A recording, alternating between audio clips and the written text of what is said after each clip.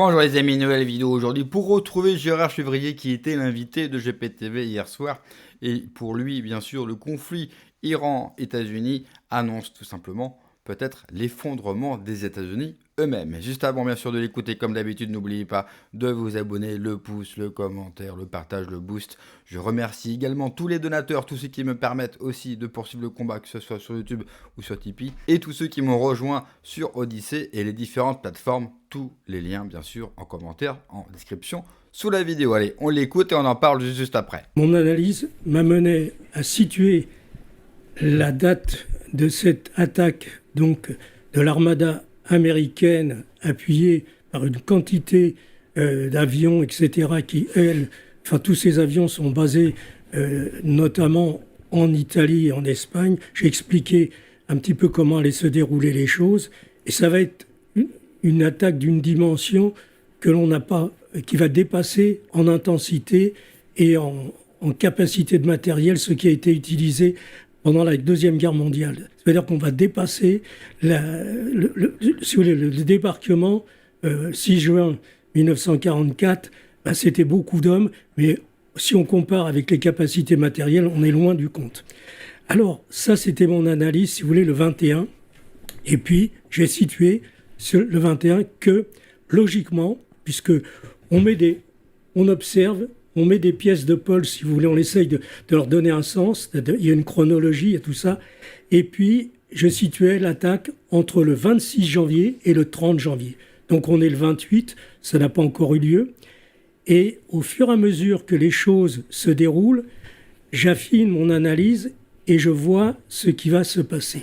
Alors, je dois vous dire que on n'est pas à quelques semaines de la guerre nucléaire, mais on est à quelques semaines de l'utilisation d'armes nucléaires contre l'Iran. Alors, comment les choses peuvent se passer, pourraient se passer? Oui, parce que vous avez dit que si Israël et les Américains si la guerre entre les Américains, les Israéliens et les Iraniens dure plus de 3 semaines, les Israéliens utiliseront l'arme nucléaire. Voilà. Alors, si vous voulez, actuellement, il y a une espèce de... Ils ont tendu un piège à l'Iran. Ils agissent d'ailleurs toujours un peu comme ça. C'est la méthode israélienne. C'est la provocation jusqu'à ce que les personnes n'en peuvent plus et déclenchent. Alors actuellement, c'est un peu plus subtil, c'est véritablement machiavélique.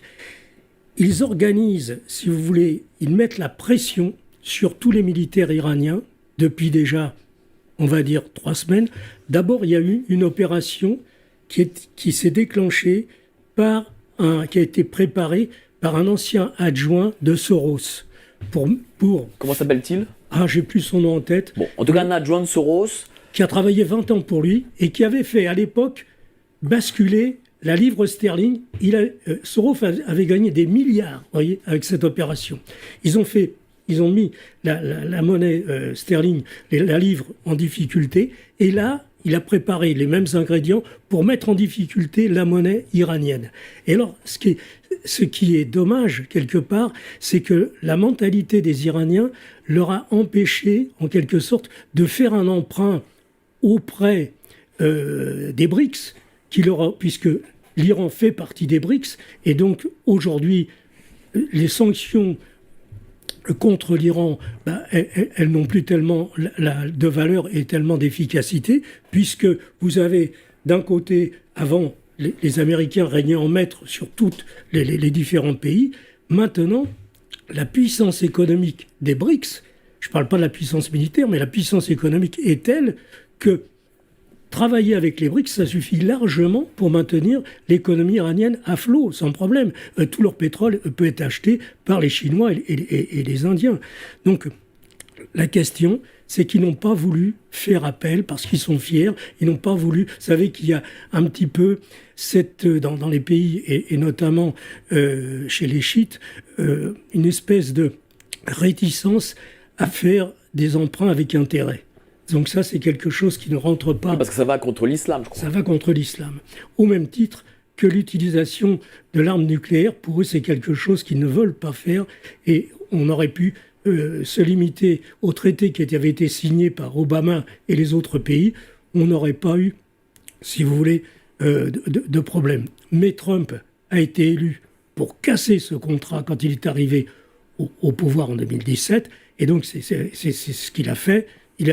Pourquoi ? Parce que en fait, la capacité de destruction par des missiles nucléaires, c'était pas tellement le problème. Ce qui était le problème pour Israël, c'est que les capacités en missiles conventionnels de l'Iran suffisaient à détruire Israël.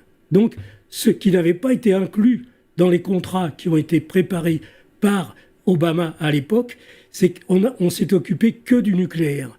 Donc, il n'avait pas pris en compte le développement incroyable sur le plan technologique des missiles iraniens. Et donc, en Iran, ces missiles, ces gens ont arrivé à un niveau de perfection phénoménal. D'ailleurs, ils ont fourni des milliers de drones à la Russie pour les aider dans le conflit, dans la guerre entre la Russie et l'Ukraine. Et donc, là, on a eu la preuve de l'efficacité, du niveau phénoménal technologique des Iraniens. Mais pourquoi attaquer l'Iran ?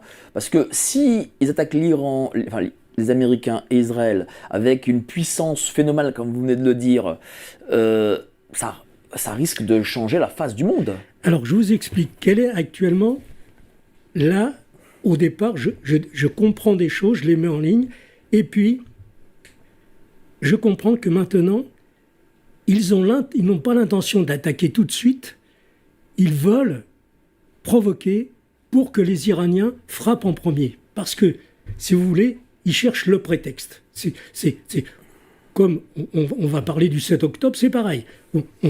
Ils étaient très bien au courant de ce qui allait se dérouler. Ils l'ont laissé faire, ils l'ont aggravé pour avoir un prétexte pour détruire Gaza, la totalité de ce territoire.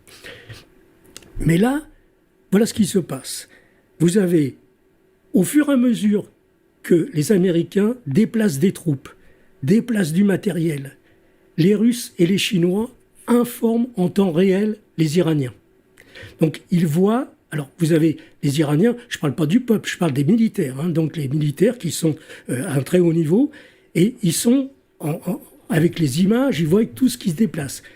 À chaque fois, ils ont une stratégie de défense qui est calculée par rapport à ce que l'on peut imaginer, le scénario va se produire de telle et telle façon.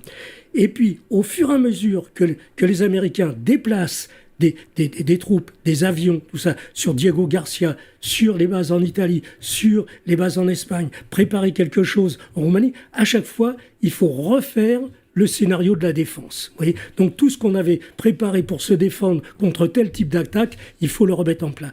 Petit à petit, ça met une pression phénoménale sur les chefs militaires qui sont chargés de telle partie du territoire à défendre, de telle autre, etc. Puis ensuite, ils envoient l'armada. Donc là, c'est pareil. Le déplacement de l'Abraham Lincoln est suivi par satellite, ils savent très bien. Et donc, ceux qui cherchent à l'intérieur de l'Iran, il y a des discussions. Il y a des généraux qui disent « Mais pourquoi attendre d'être complètement détruit ou à moitié détruit ? On peut légalement, on est en légitime défense, on pourrait se présenter d'ailleurs devant les Nations Unies et déclarer un état de guerre, puisque là, à l'évidence, ils l'ont déclaré eux-mêmes qu'ils allaient détruire toutes les installations militaires en Iran. Eh bien, il y a donc des discussions, il y en a qui disent non, il faut pas, il faut attendre qu'on soit attaqué. Et d'autres qui disent non, ne perdons pas parce qu'on va être détruit en grande partie, parce que ce qu'il faut aussi penser, ça je l'avais expliqué dans ma vidéo, c'est que en juin dernier, j'avais prévu cette attaque, vous savez, sur les bases en Iran, et j'avais prévu l'attaque d'Israël. J'avais donné d'ailleurs à peu près les dates.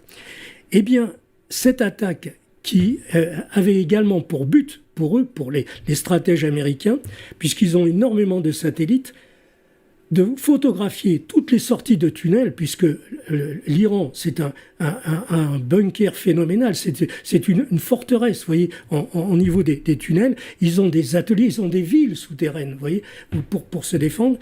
Mais ce qui est important, c'est de repérer par quel endroit sortent les véhicules, porteurs de missiles. Et donc, là, pendant ces 12 jours, les véhicules sont sortis de tel et tel endroit. Pendant ce temps-là, les satellites les prenaient, les cartographiaient, et ça a permis ensuite de dire, voilà, il faut, pour attaquer telle sortie de... Parce que à l'intérieur de la montagne, ils pourront rien faire. Quand ils sont à 200 mètres de profondeur, 300 mètres de profondeur, c'est pas la peine. Par contre, les sorties, oui. Et si vous faites... Alors, comment attaquer ces sorties de tunnels? C'est difficile par un bombardement d'avions, ça peut se faire, mais les avions vont pas trop s'aventurer au-dessus de l'Iran. Donc, qu'est-ce qu'ils ont prévu? Et ça aussi, les Iraniens maintenant le savent. Ils ont prévu des B-52. Alors, c'est des très gros bombardiers. Ça n'est pas les B-2 qui sont des bombardiers, si vous voulez, qui sont furtifs. Là, c'est des très gros bombardiers avec 8 réacteurs et qui peuvent transporter chacun 6 missiles cruise sous les ailes. Donc, ces bombardiers ont été positionnés en Italie et en Espagne. Ils vont ils vont voler au-dessus de la Méditerranée, passer certainement au-dessus d'Israël, la Syrie, puisque maintenant la Syrie, c'est eux qui dirigent, probablement une partie de l'Iran, lâcher depuis les avions les missiles cruise qui vont descendre au niveau du sol et vont voler à une très basse altitude. Je suis d'accord avec lui, une attaque sur l'Iran serait un véritable bourbier, car l'Iran s'est préparé. L'Iran, c'est pas un pays de pecnos et de crétins comme... Trop souvent, les Occidentaux voient les autres pays qui ne sont pas comme eux. L'Iran s'est préparé depuis des années. L'Iran a construit et a stocké d'innombrables missiles, drones, armes et surtout leurs fameux bunkers. Ils ont des villes souterraines où ils peuvent, 1, se protéger, 2, surtout, protéger leurs armes. On sait comment les Occidentaux fonctionnent. Les premiers jours, en tout cas les premières heures, on bombarde. On va neutraliser, bien sûr, l'armée iranienne, leur aviation, etc., etc. Avec l'Iran, c'est très différent. Pourquoi? Parce qu'ils ont tout mis en sous-sol. Car ils savaient très bien qu'un jour, la tentation occidentale de venir en Iran sera trop grande. Surtout quand vous avez un voisin qui s'appelle Israël. Et Israël qui fait tout pour envoyer, bien sûr, les goïs, les autres, bien sûr, se battre à sa place. Israël n'a pas les moyens, mais alors, du tout, ni économique, mais surtout militaire, de combattre contre l'Iran. Donc, que va faire Israël? Comme d'habitude, demander son protectorat avec les États-Unis et les pousser à la guerre. C'est drôle, c'est qu'aujourd'hui, au moment même où je tourne la vidéo, des nouveaux documents de l'affaire Jeffrey Epstein sont sortis et ont été déclassifiés par la justice américaine, où on apprend que Donald Trump aurait été compromis par les Israéliens il y a bien longtemps. Ce qui pourrait expliquer, bien sûr, cette volonté américaine d'attaquer l'Iran qui est débile et qui n'a aucun sens. Car croire que même si les Américains, imaginons, arrivent à bout de l'Iran, ils ne sont même pas garantis de récupérer le pétrole. Et on sait que la Chine est en total partenariat.